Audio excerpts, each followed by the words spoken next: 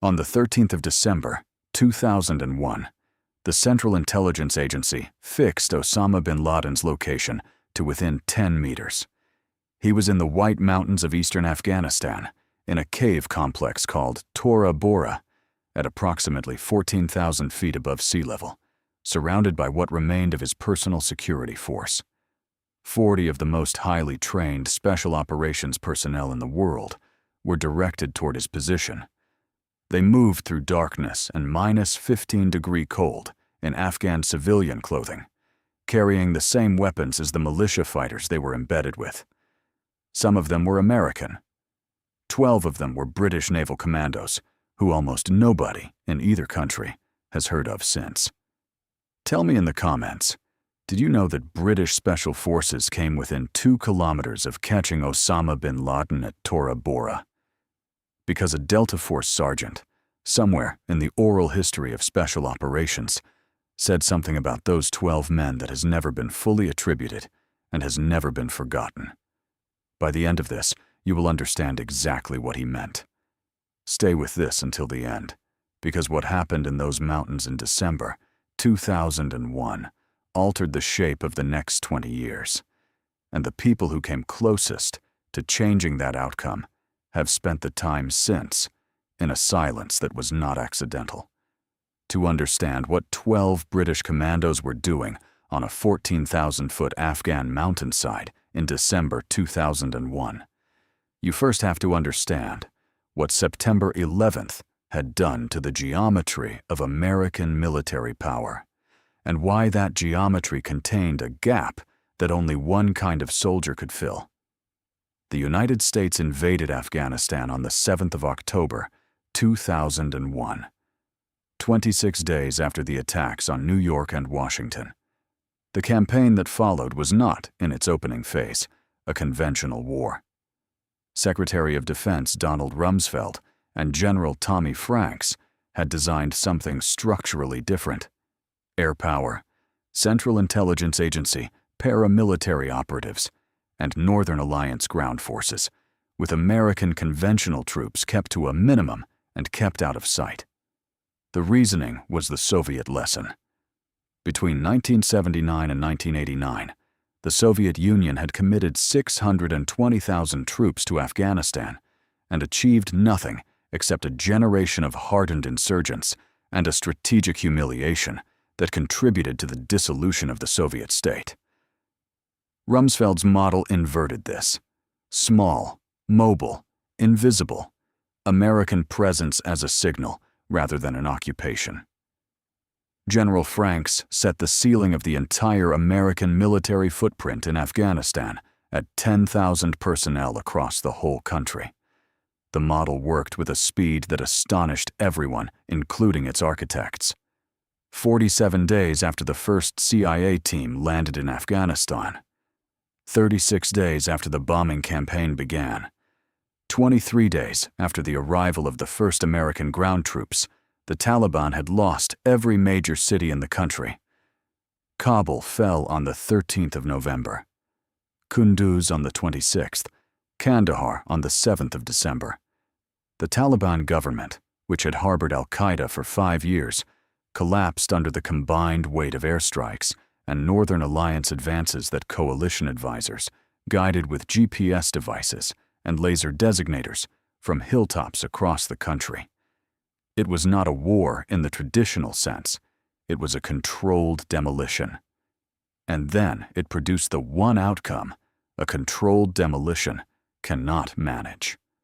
On the 30th of November, Rumsfeld himself described the problem publicly.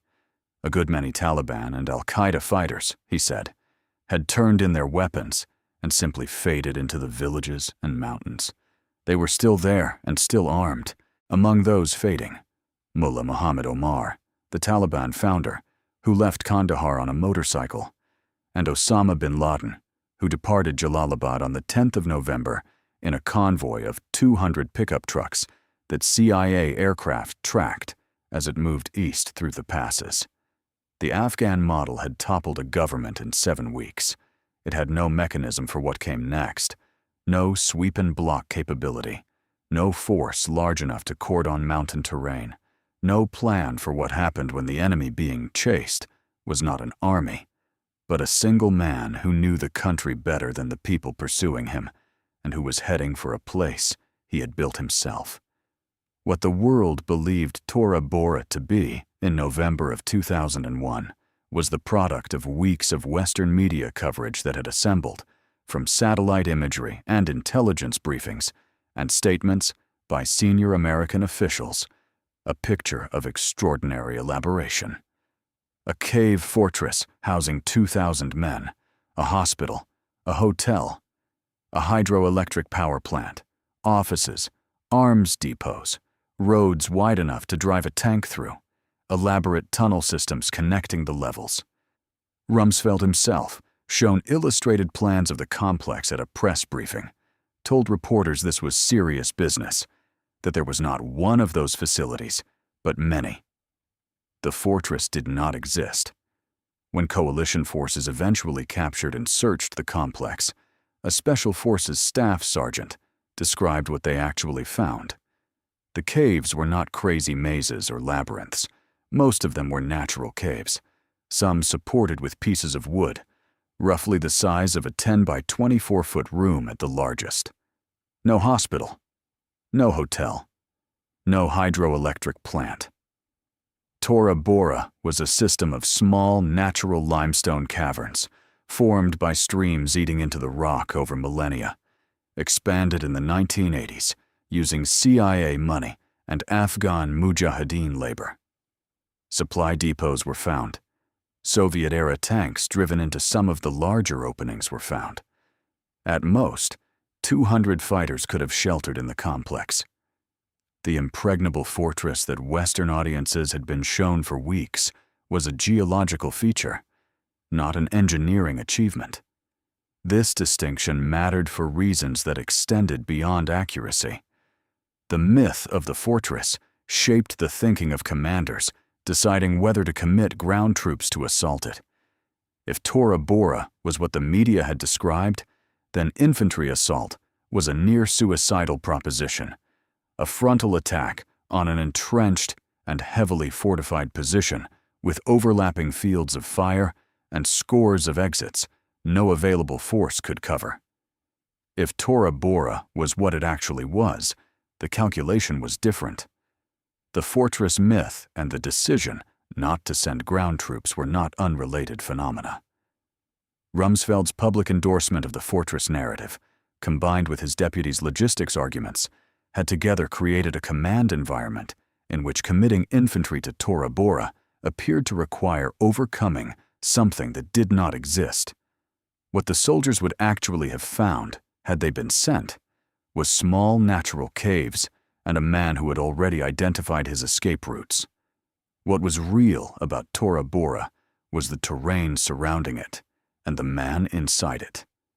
The Spin-Gar Range, the White Mountains, stretches along Afghanistan's eastern border with Pakistan.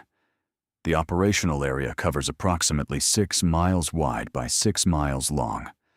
Narrow valleys flanked by ridgelines ascending through wooded foothills to jagged snow-covered peaks at extreme altitude. The geology is predominantly metamorphic gneiss and schist, cold and hard and vertical and deeply unforgiving of any soldier who does not know it. Between the complex and the Pakistani border, analysts using the planning assumptions from later coalition operations estimated between 100 and 150 potential escape routes. Most were narrow. All were known to people who had spent years walking them. Osama bin Laden had spent years walking them. He came to this ground first in the 1980s, as a young Saudi financing the Afghan resistance to Soviet occupation. He built the road from Jalalabad to Tora Bora using bulldozers from his family's construction company. He commanded his first battle at the nearby village of Jaji in 1987, a fight against Soviet forces that he won, and that gave him the conviction, dangerous and accurate in equal measure, that he could prevail against a superpower in this terrain. He kept a house near the complex before September 11th. He had led his children on long hikes from Tora Bora into Pakistan for years, committing the exit routes to memory through deliberate repetition. He did not choose this place in November of 2001 because he intended to die there.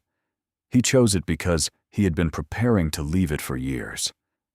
By late November, he had arrived with between 1,000 and 1,500 fighters, the largest concentration of al-Qaeda personnel anywhere in the world. The CIA had been tracking his movements since early November.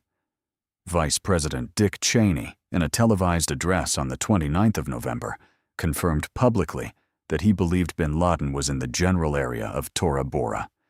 He was right. And the United States had, at that moment, approximately 90 special operations personnel and 2 local warlords of purchased rather than earned loyalty with which to respond. The decision that produced that number was made at MacDill Air Force Base in Tampa, Florida, 8,000 miles from the mountain. General Tommy Franks, born the 17th of June, 1945, in Wynwood, Oklahoma, commanded the war from there. He had built the Afghan model.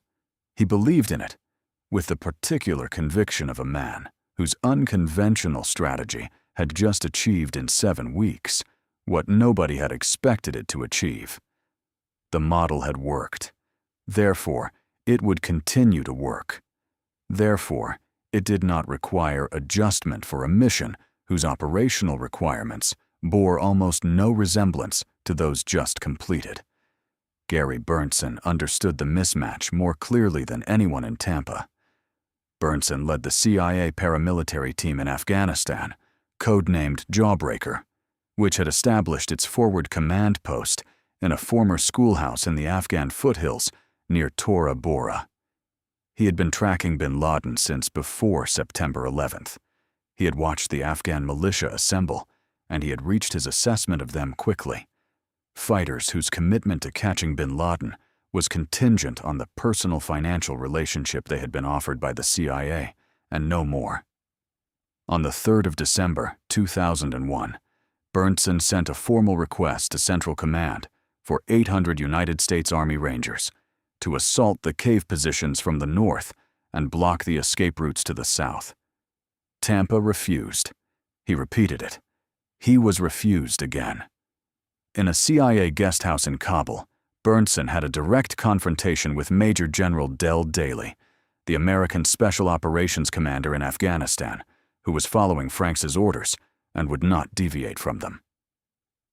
Brigadier General James Mattis, commanding approximately 1,200 Marines at a base southwest of Kandahar, a few hours by helicopter from Tora Bora, offered to send them. Franks refused. Hank Crumpton, the CIA's Afghan campaign chief, briefed both President Bush and Vice President Cheney personally on the need for more ground forces and urged Franks to move Marines to the mountain passes on the Pakistani side. Franks refused. His reasoning was internally consistent. The roads from Jalalabad to Tora Bora ran through villages loyal to al-Qaeda and Taliban, making stealthy, large-scale movement impossible. Deploying 1,000 to 3,000 American troops would have required several hundred helicopter airlift flights over more than a week. Lieutenant General DeLong, Franks's deputy, later summarized the logic concisely to Senate committee staff.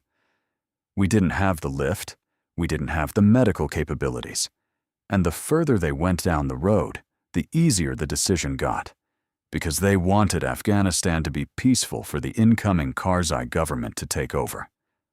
Right or not, he said, that was the objective. The political stability of the incoming Afghan government and the logistical constraints of a light footprint model had been weighed against the capture of the man responsible for September 11th. The scales had been tipped by a doctrine that had not been designed for this problem. What was sent to Tora Bora was approximately 40 Delta Force operators, 14 Green Berets from a Special Forces Operational Detachment Alpha, 6 CIA Special Activities Division operatives, Air Force Special Tactics personnel, and 12 British commandos from M Squadron of the Special Boat Service, plus 1 Royal Signals Specialist from 63 Signals Squadron, who had been operating in Afghanistan since November, and who arrived at the schoolhouse carrying training and institutional experience that no American unit at Tora Bora possessed in the same configuration.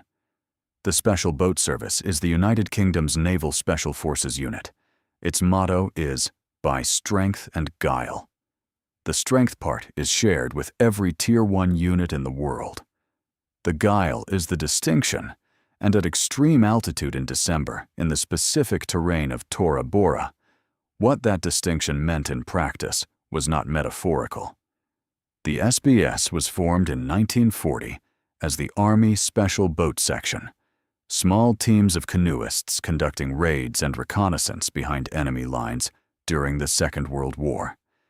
It acquired its current name and mandate on the 28th of July, 1987, when it assumed responsibility for maritime counter-terrorism.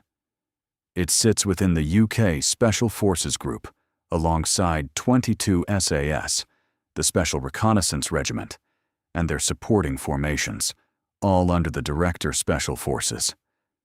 Operators are trained as parachutists, combat divers, boat handlers, and demolition specialists.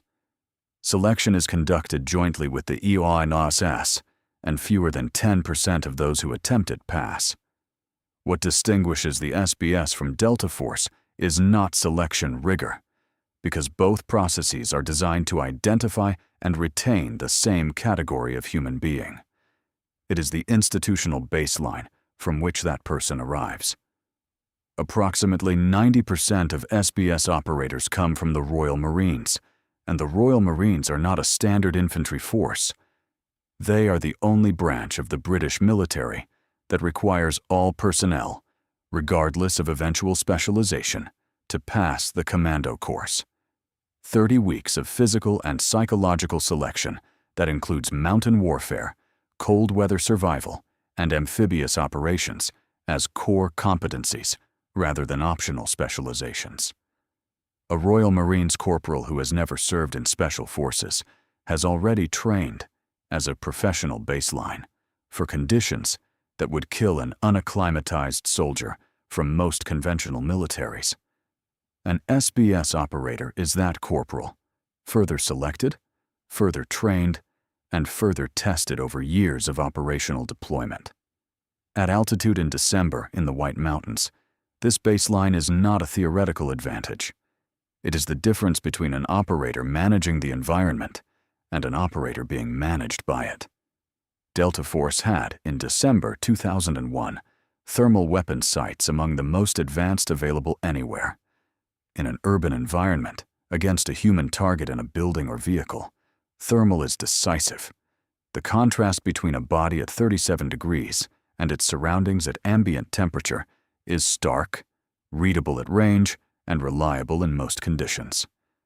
On vertical rock at extreme altitude in -15-degree cold, the physics change. A person at 37 degrees and surrounding rock at -8 degrees, at 400 meters across terrain that breaks line of sight into fragments, through the atmospheric conditions of severe cold and high altitude.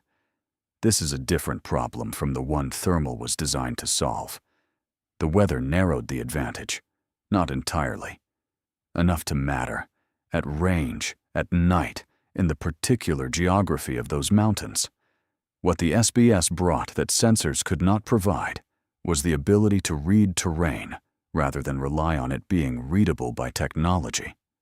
An operator trained for years in mountain and cold weather environments does not need a thermal sight to tell him where a person might shelter in broken ground. He reads the mountain itself, which positions offer cover from below and above simultaneously, which cave mouths are oriented away from the prevailing wind, which approach routes someone who knows this ground would choose, which exit paths are defensible long enough to buy the time required. The Royal Marines baseline, the commando course training in exactly these conditions, had given the SBS operators a physical and cognitive relationship with extreme environments that was specific and transferable, and that relationship was working at Tora Bora from the first day of the operation in ways that the after-action record for reasons of institutional silence, has never fully captured. The German Kommando Spezialkräfte, the KSK, were also there. Their contribution to the operation, reportedly focused on flank protection and reconnaissance, is documented only in fragments in the available record. 3 nations sent special forces to those mountains. In the American telling of what happened there, the number is functionally 1. The SBS had been in Afghanistan since the middle of November. C Squadron arrived at Bagram Air Base and secured it, producing an immediate standoff with Northern Alliance leadership, who had not been consulted, weapons raised on both sides, a diplomatic crisis resolved by minutes rather than hours. M Squadron deployed separately and was integrated into Task Force Sword, the Joint Special Operations Command's hunter-killer unit, under direct JSOC command, mandated to pursue al-Qaeda and Taliban senior leadership. 2 M Squadron operators were embedded directly with a squadron of Delta Force. The others formed the remainder of the British Special Forces presence at Tora Bora, under the overall command of Major Greer, wearing the same civilian clothing and carrying the same local weapons as their American counterparts. The first observation post was established on a mountaintop overlooking the Milawa Valley on the 4th of December, 2001. Over the following 3 days, coalition spotters directed approximately 700,000 pounds of ordnance onto al-Qaeda positions, 100 airstrikes per day at the campaign's peak. B-52s from Diego Garcia, Navy fighter aircraft from carriers in the Arabian Sea. On the 9th of December, a BLU-82, a 15,000-pound bomb so large it had to be rolled from the rear of a C-130 cargo aircraft, detonated in the valley. The mountains shook for miles in every direction. A captured al-Qaeda fighter later told interrogators that men in the deep caves had been vaporized, calling it a hideous explosion. Bin Laden was still there. Al-Qaeda fighters were using unsecured radios. The CIA listening post a few miles from the mountain had real-time access to their internal communications from the start of major operations, which positions were taking fire, which were holding, where the wounded were moving. A CIA operative known as Jalal, described as the foremost Western expert on bin Laden's speech patterns, a man who had spent 7 years studying his voice, was monitoring the transmissions. Bin Laden was audible among them. His presence was not a theory. A second Arabic-speaking special operations specialist, who had independently studied bin Laden's communications before the war, confirmed the identification in real time. Then a CIA operative retrieved a radio from a dead al-Qaeda fighter. This was different from passive intercept. This was a direct channel into their internal command network, the equivalent of being given a seat in their operations room. Through it, the coalition could hear requests for the red truck to move the wounded, a fighter's message to his commander that the cave was too hot and he could not reach the others. The voice of a man who had declared war on the United States talking to his fighters on a mountain he believed he would die on. Major Thomas Greer, who would later publish his account under the pseudonym Dalton Fury, arrived at the base of Tora Bora on the 8th of December with the Delta Detachment. The SBS operators were already integrated. His tactical concept was constrained by the same model that had shaped the strategic decisions above him. Operators moving in pairs with Afghan militia up the mountain, using GPS devices and laser rangefinders to mark positions for the aircraft above. They wore Afghan civilian clothing. They had grown thick beards and carried local weapons. Their cover was not performance. Any visible Western military presence in the operational area risked fracturing the relationship with the 2 warlords, whose fighters were the only ground force available. Those warlords were a problem that no amount of air power could resolve. Haji Hazrat Ali was a Pashai tribal commander with genuine anti-Soviet credentials and a CIA retainer that had purchased, not guaranteed, his cooperation. Haji Zaman Gamsharik was a recently returned exile whose own anti-Soviet base of operations had been Tora Bora itself, which meant he knew the mountain at least as well as the fighters defending it. The two men were fierce rivals.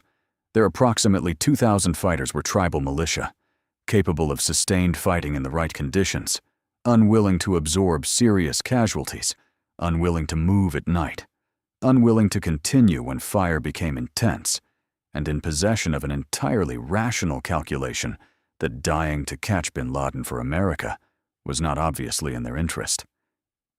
The Battle of Tora Bora was fought during Ramadan. The Afghan militia observed the fast without exception. Every evening when darkness fell, Ali's and Zaman's fighters descended the mountains to break their fast. Every morning they reascended. Ground taken during the day and surrendered at dusk required retaking at dawn. The operational area was not being climbed. It was being climbed and unclimbed day after day, while Al-Qaeda used the darkness to reposition, move their wounded, and, as would become clear, move their leadership toward the passes. The Delta and SBS operators could not hold the high ground overnight alone. There were fewer than 60 combat personnel inside Al-Qaeda territory, at altitude, in conditions degrading equipment and human performance simultaneously. The nightly withdrawal was not a tactical inconvenience. It was the structural mechanism through which failure was being assembled, one night at a time. Fury and his sergeants had authored the tactical concept of the operation and understood from the ground what was happening. They proposed attacking bin Laden's suspected position from the rear, an assault over the high ridge separating Tora Bora from Pakistan, cutting the escape routes before the ceasefire negotiations could open them. Higher headquarters rejected the proposal. They proposed dropping gator mines in the passes, a mechanical solution to the blocking problem that conventional troops were not available to solve. That was rejected too. What existed on the ground was being used. What was needed was being refused by a chain of command whose end was in Florida. On the 11th of December, bin Laden's voice came through on the captured radio with something unexpected. He told his men he had let them down, said it was acceptable to surrender, that they had his blessing. Fury recognized what this was. Not defeat, not sincerity. The opening move in a negotiation he had not been told was coming. 2 days later, Haji Zaman opened that negotiation on behalf of Al-Qaeda. He announced by radio that large numbers of fighters wished to surrender.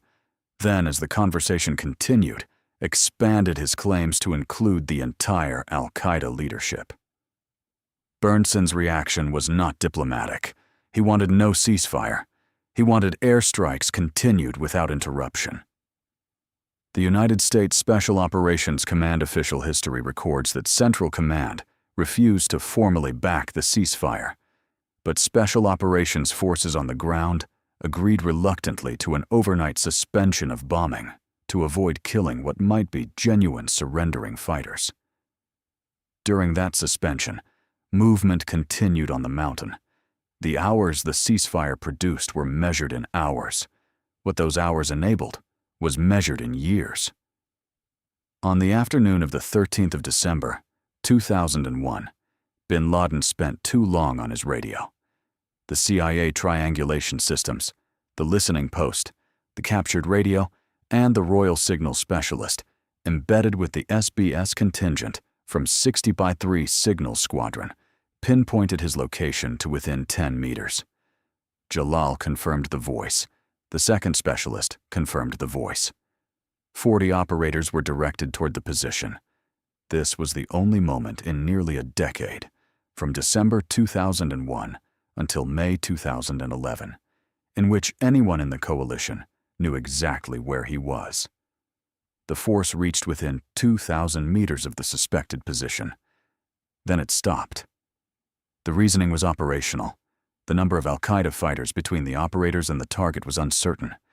The Afghan militia had descended for the evening and were not available to provide supporting fire or flank protection.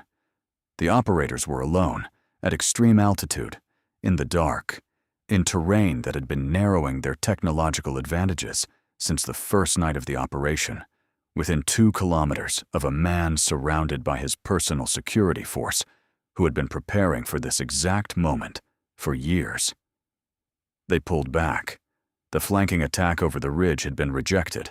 The mines had been rejected. There was nothing left to do but wait for daylight. What the operators present in those hours understood, and what the Delta sergeant who would later describe the SBS as the only unit that still thinks had perhaps encountered during those nights of extreme cold and degraded technology, was that the mission had reached the specific conditions under which equipment provides the smallest possible margin. The thermal advantage was narrowed by temperature differential. The communications advantage was shared across the alliance. The air power was continuous, but indiscriminate at night in broken terrain. What remained was the capacity to read the mountain without sensors, to understand, from training and from the physical intelligence that comes from years of working in environments designed to kill the unprepared, which direction a man who knows this ground would move in, and why, and when. This is what the SBS operators had trained for, not as a special capability layered on top of conventional skills, but as a professional baseline. The commando course training, the mountain warfare curriculum, the cold weather survival component that the Royal Marines background had already embedded before UKSF selection began. Whether the sentence was said, and by whom, is a question the open record cannot answer. What the sentence describes is not. Fury achieved what 12 days of effort had not produced on the 14th of December. He convinced Haji Ali's men to spend the night in the mountains, the first time in the entire battle that the Afghan militia had not descended at dusk. Over the following 3 days, the militia and their Western advisors moved through the canyons, calling in airstrikes, taking ground, and holding it through the dark. The positions were falling. The Al-Qaeda rearguard, the men left specifically to absorb what was coming, to trade their lives for the hours the leadership needed, fought with the ferocity of people who understood their function and had accepted it. They were not holding ground because they expected to win.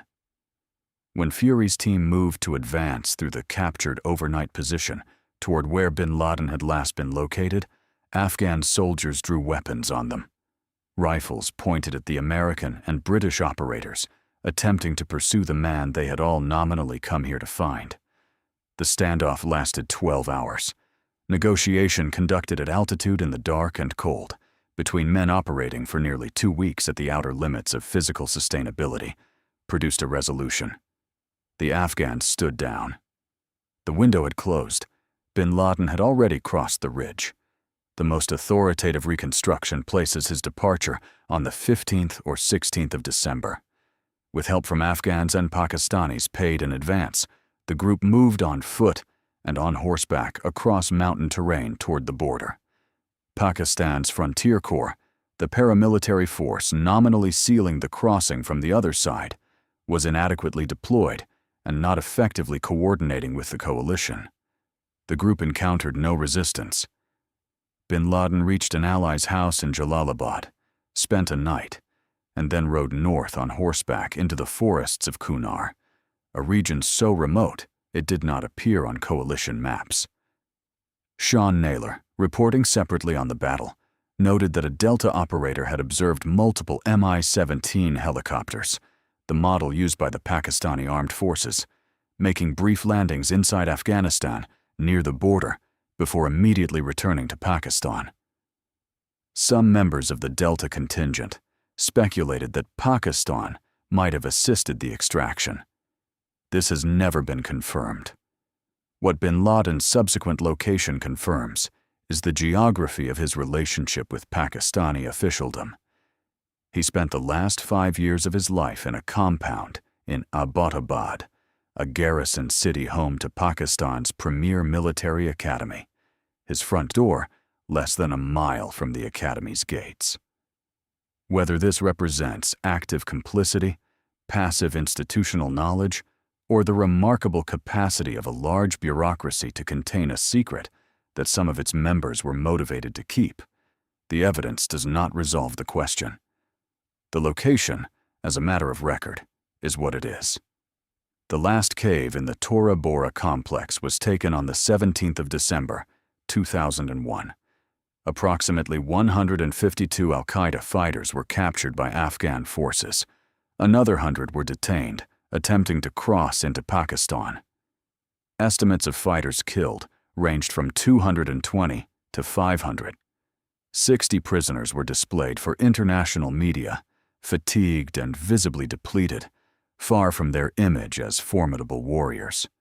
No sheikh among them. On the 27th of December, bin Laden appeared on a videotape, alive, visibly aged. His left side did not move. His left hand, which he had previously used consistently when speaking, was still. The stillness suggested injury sustained during the bombardment. He told the camera that if he lived or died, the war would continue. He had been right about the war. The institutional response to Tora Bora followed a pattern that is, in hindsight, entirely predictable, and was, at the time, entirely denied. On the 7th of January, 2002, General Franks stated publicly that bin Laden had been at Tora Bora, not as a theory, but as a settled fact. 2 years and 9 months later, in the context of a presidential election in which Tora Bora had become a significant political attack line, Franks reversed his position. He said they did not know to that day whether bin Laden had been there, that some intelligence sources said he was, while others indicated he was in Pakistan at the time.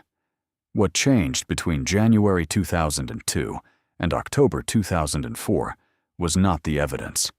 His own deputy DeLong had written in his autobiography that bin Laden was definitely there when they hit the caves, and that Rumsfeld asked every day whether they had got him. The United States Special Operations Command official history, based on interviews with commanders and intelligence officers, and published in the mid-2000s, stated that all source reporting corroborated bin Laden's presence on several days from the 9th to the 14th of December. The CIA, the Delta Force commander on the ground, the USOCOM historians, 2 independent voice identification specialists, and multiple Guantanamo detainees all placed him at Tora Bora. Franks's reversal is the only significant dissenting position in the evidentiary record. The United States officially denied that bin Laden had escaped during the battle until 2005. The acknowledgement came not from a public statement, but from a Freedom of Information Act request submitted by the Associated Press, which produced a Pentagon tribunal document stating flatly that a Guantanamo detainee had assisted in the escape of Osama bin Laden from Tora Bora. This was the first formal government confirmation that the man responsible for September 11th had been present at the battle and had been allowed to leave it.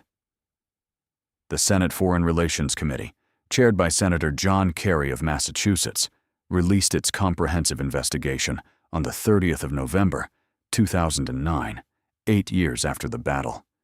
Its conclusions were unambiguous. The failure to capture or kill bin Laden at Tora Bora had laid the foundation for the protracted Afghan insurgency and inflamed the instability endangering Pakistan. The decisions made by Rumsfeld and Franks in late November and early December 2001 had enabled the al-Qaeda resurgence that produced, among other consequences, the London transport bombings of the 7th of July, 2005. The report identified sufficient American troops in or near Afghanistan at the time to have executed the sweep-and-block mission the Jawbreaker team had requested, and concluded that the decision not to deploy them was a strategic choice rather than a logistical impossibility. The most serious intellectual challenge to this conclusion belongs to Dr. Benjamin Runkle, writing in Joint Force Quarterly in 2013.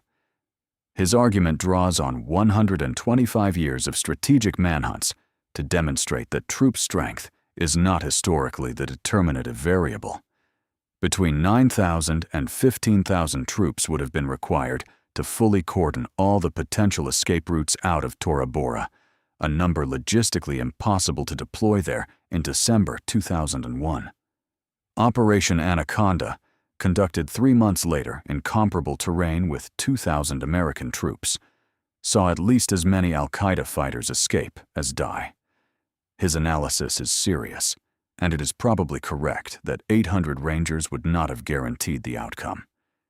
What it cannot answer, because no retrospective analysis can, is whether the specific combination of holding the mountain at night, mining the passes, and the flanking attack that were each individually rejected by higher headquarters might together have produced a different result from the force that was already there. The decision not to try forecloses the question. Bin Laden was killed on the 2nd of May, 2011, in a compound in Abbottabad. He had been living there since the 6th of January, 2006, 5 years almost to the day, in a building less than a mile from Pakistan's military academy. He was 54 years old. From the moment of the 10-meter fix on the 13th of December, 2001, to the moment a SEAL Team 6 operator entered his bedroom, 9 years, 4 months, and 18 days had passed. He died having directed, from Pakistani territory, a continuation of the war he had promised would continue whether he lived or died. The White Mountains of eastern Afghanistan are still there. The same gneiss and schist, the same narrow valleys, the same ridgelines ascending to the same peaks. Since December 2001, Tora Bora has changed hands 3 more times. Islamic State Khorasan Province captured the complex in 2017 before the Afghan National Army retook it. The Taliban reclaimed it after the coalition withdrawal in 2021. The schoolhouse in the foothills from which the CIA directed the operation is presumably still a schoolhouse. The cave mouths that a Special Forces sergeant described as small natural openings, some supported with pieces of wood, are still the same small natural openings. The mountain does not record what was done on it. The 12 men from M Squadron of the Special Boat Service who climbed it in December 2001 are unnamed in the public record. Not because they failed. The operational silence of the SBS is a professional discipline, rather than a response to outcome. 2 of them were embedded with a squadron of Delta Force. One continued working for the Joint Special Operations Command in a different capacity after the battle, which is the kind of detail that appears as a footnote in an official account and contains within it an entire professional relationship that the open record cannot fully describe. Encyclopedia Britannica, in its entry on the Special Boat Service, states that the unit at one point almost captured Osama bin Laden. The almost is doing considerable work in that sentence. The 12 men who were the British contribution to the almost remain, by institutional design, anonymous. 3 nations sent special forces to those mountains. One of them has been the subject of books, Senate investigations, presidential debates, and a generation of strategic argument. The other 2 have been reduced to footnotes in accounts written from the perspective of the first. This is not a criticism of how America tells its own stories.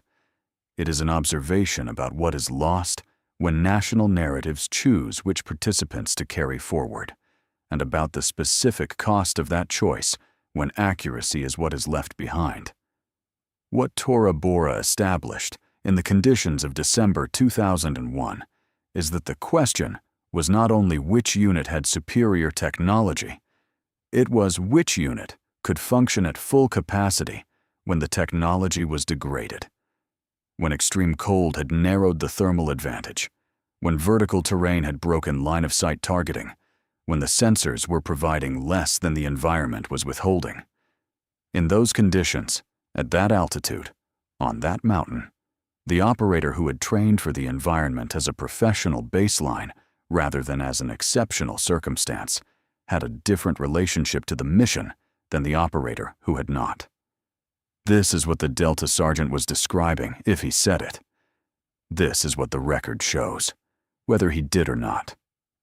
Tell me in the comments what you knew about the British role at Tora Bora before today. If the answer is nothing, which it is for most people before the accounts that exist are assembled from Senate reports and Freedom of Information documents and footnotes in official histories. Then share this with someone who should know it. The 12 men who came closest to ending the hunt have no names in the record. Their mission is what remains.